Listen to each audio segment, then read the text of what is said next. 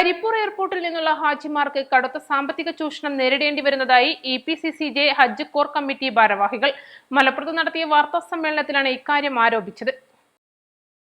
സംസ്ഥാനത്തെ മറ്റ് രണ്ട് എംബാർക്കേഷൻ പോയിന്റുകളായ കൊച്ചിയിൽ നിന്നും കണ്ണൂരിൽ നിന്നും ഈടാക്കുന്നതിനേക്കാൾ കരിപ്പൂർ വഴിയുള്ള ഹാജിമാരിൽ നിന്നും ഏകദേശം 40,000 മുതൽ 43,000 വരെ അധിക തുക ഈടാക്കപ്പെടുകയാണ്. 2025 ഹാജിമാരായ ഞങ്ങൾ ചില വാർത്തകളാൽ തെറ്റിദ്ധരിപ്പിക്കപ്പെട്ടതിന്റെ പേരിലാണ് കരിപ്പൂരിനെ ഒന്നാമതായി തിരഞ്ഞെടുത്തത്. തുടർന്നാണ് ചാർജ് വർധനവ് ബോധ്യപ്പെട്ടത്. ഇതിനെതിരെ സുപ്രീം കോടതിയിൽ കേസ് ഫയൽ ചെയ്തിരുന്നു. വിവേചനം ബോധ്യപ്പെട്ട കോടതി ഇതിന്റെ കാരണങ്ങൾ ഒരാഴ്ചയ്ക്കകം വെബ്സൈറ്റിൽ അപ്ലോഡ് ചെയ്യാൻ ഉത്തരവിട്ടുകൊണ്ട് ഹർജി തീർപ്പാക്കി. എന്നാൽ ചാർജ് വർധനവുമായി യാതൊരു ബന്ധവുമില്ലാത്ത ഏതാനും കാര്യങ്ങൾ വെബ്സൈറ്റിൽ അപ്ലോഡ് ചെയ്ത് കണ്ണിൽ പൊടിയിടുന്ന സമീപനമാണ് അധികൃതർ സ്വീകരിച്ചത്. സംസ്ഥാനത്തെ 3 എംബാർക്കേഷൻ പോയിന്റുകളിൽ നിന്നുള്ള ചാർജ് ഏകീകരിക്കുകയോ തീർത്ഥാടകരെ അവരുടെ സെക്കൻഡ് ഓപ്ഷനിലേക്ക് മാറാൻ അനുവദിക്കുകയോ ചെയ്യണമെന്നും അത് രണ്ടും സാധ്യമല്ലെങ്കിൽ ആവശ്യപ്പെടുന്നവരെ മുഴുവൻ കണ്ണൂരിലേക്ക് മാറ്റണമെന്ന ആവശ്യമാണ് ഉന്നയിച്ചിരിക്കുന്നത്. ജിദ്ദയിലേക്കുള്ള യാത്രയിൽ സംസ്ഥാനത്തെ മറ്റ് എംബാർക്കേഷൻ പോയിന്റുകളിൽ നിന്നുള്ള തീർത്ഥാടകർക്ക് 47 കിലോ ലഗേജ് അനുവദിച്ചപ്പോൾ കാലിക്കറ്റിൽ നിന്ന് 37 കിലോ മാത്രമേ അനുവദിച്ചിട്ടുള്ളൂ. മദീനയിൽ നിന്ന് കോഴിക്കോട്ടേക്ക് ഷെഡ്യൂൾ ചെയ്ത മടക്കയാത്ര റാസൽ ഖൈമ വഴി തിരിച്ചുവിട്ടു. ഇത് 10 മണിക്കൂറിലധികം യാത്രയ്ക്ക് കാരണമായി. നേരിട്ടുള്ള യാത്രയ്ക്ക് 5 മണിക്കൂർ മതിയായിരിക്കെ 10 മണിക്കൂറിലധികം സമയമെടുത്തു. ഈ നീണ്ട യാത്രയ്ക്കിടെ ശരിയായ ഭക്ഷണമോ വിശ്രമ സൌകര്യങ്ങളോ നൽകിയില്ല. അതിനാൽ ഹജ്ജ് കമ്മിറ്റിയും ബന്ധപ്പെട്ട മന്ത്രാലയങ്ങളും അടിയന്തരമായി ഇടപെടണമെന്നും ഭാരവാഹികൾ ആവശ്യപ്പെട്ടു. ഹജ്ജ് തീർത്ഥാടനം കാലിക്കറ്റ് എംബാർക്കേഷൻ പോയിന്റ് നിലനിർത്തിക്കൊണ്ട് അവിടെ നടക്കുന്ന സാമ്പത്തിക ചൂഷണത്തിന് വിരാമം ഉണ്ടാവണമെന്നത് മുസ്ലിം സമുദായത്തില് എല്ലാവർക്കുമുള്ള അവരുടെ ആത്മീയ ഒരു അഭിലാഷമാണ് ഹജ്ജ് നിർവഹിക്കുക എന്നത്. പലരും അതിനു വേണ്ടി കാലെ കൂട്ടി സ്വരൂപിച്ച തുകകൾ ശേഖരിച്ചുകൊണ്ടാണ് ഹജ്ജ് യാത്രക്ക് ഒരുങ്ങുന്നത്. ആ സമയത്ത് കാലിക്കറ്റ് വഴി പോകുന്ന ആളുകളിൽ നിന്ന് ഭീമമായ തുകയാണ് യാതൊരു ന്യായീകരണവുമില്ലാതെ ഈടാക്കിക്കൊണ്ടിരിക്കുന്നത്. കഴിഞ്ഞ 2 വർഷങ്ങളിൽ അത് പ്രകടമായിട്ടുണ്ട്. കേരളത്തില് 3 എംബാർക്കേഷൻ പോയിന്റുകളുണ്ട്: കൊച്ചി, കോഴിക്കോട്, കണ്ണൂർ. കൊച്ചിയിൽ നിന്നും കണ്ണൂരിൽ നിന്നും ഈടാക്കുന്നതിനേക്കാൾ 40,000 മുതൽ 43,000 രൂപ വരെ അധികമാണ് കാലിക്കറ്റിൽ നിന്ന് ഈടാക്കുന്നത്. ഇതിന് യാതൊരു ന്യായീകരണവും കാണാനില്ല. ഈ വർഷത്തെ ഹാജിമാരായ ഞങ്ങൾ ഈ ഡിസ്പാരിറ്റി പുറത്തു വന്ന ഉടനെ സംഘടിക്കുകയും ഒരു കോർ കമ്മിറ്റി രൂപീകരിക്കുകയും ഇതിനെതിരെ പ്രവർത്തിക്കുകയും ചെയ്തിട്ടുണ്ട്.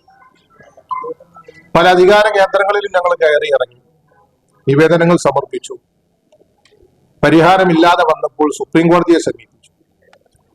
സുപ്രീം കോടതിയിൽ നിന്ന് ആദ്യത്തെ വിധി കിട്ടിയത് ഇങ്ങനെ ഈ അമിത ചാർജ് ഈടാക്കാനുള്ള ഒരു കാരണം അറിയാൻ തീർത്ഥാടകർക്ക് അവകാശമുണ്ട്, അതുകൊണ്ട് ഒരാഴ്ചക്കകം അതിന്റെ കാരണങ്ങൾ വെബ്സൈറ്റിൽ അപ്ലോഡ് ചെയ്യണമെന്ന് പറഞ്ഞുകൊണ്ടാണ് ഒന്നാമത്തെ കേസ് തീർപ്പ് കൽപ്പിച്ചത്.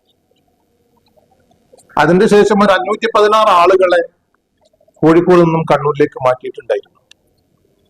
അതാണ് ചെറിയൊരു ആശ്വാസം കിട്ടിയത്.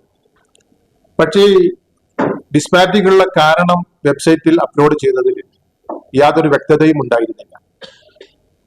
ആ കാര്യം ചൂണ്ടിക്കാട്ടി വീണ്ടും സുപ്രീം കോടതിയെ സമീപിച്ചു. ഞങ്ങൾ 3 ആവശ്യങ്ങളാണ് ഉന്നയിച്ചത്. സമാന ദൂരമുള്ള കേരളത്തിലെ 3 എംബാർക്കേഷൻ പോയിന്റുകളിൽ നിന്നുമുള്ള ചാർജുകൾ ഏകീകരിക്കണം. അതല്ലെങ്കിൽ ഹജ്ജിന് അപേക്ഷ കൊടുക്കുന്ന സമയത്ത് തന്നെ 2 എംബാർക്കേഷൻ പോയിന്റ് തെരഞ്ഞെടുക്കാനുള്ള ചൂസ് ചെയ്യാനുള്ള സ്വാതന്ത്ര്യമുണ്ട്. ഒന്നാമതായി കാലിക്കറ്റ് കൊടുത്തു, രണ്ടാമതായി പലരും കൊച്ചി കൊടുത്തിട്ടുണ്ട്, കണ്ണൂർ കൊടുത്തിട്ടുണ്ട്. അങ്ങനെ അപേക്ഷ കൊടുക്കുന്ന സമയത്തെ 2ാമത്തെ ഓപ്ഷനിലേക്ക് മാറാനുള്ള അവസരം നൽകണം. ഇതാണ് ഞങ്ങൾ രണ്ടാമത് ഉന്നയിച്ചത്.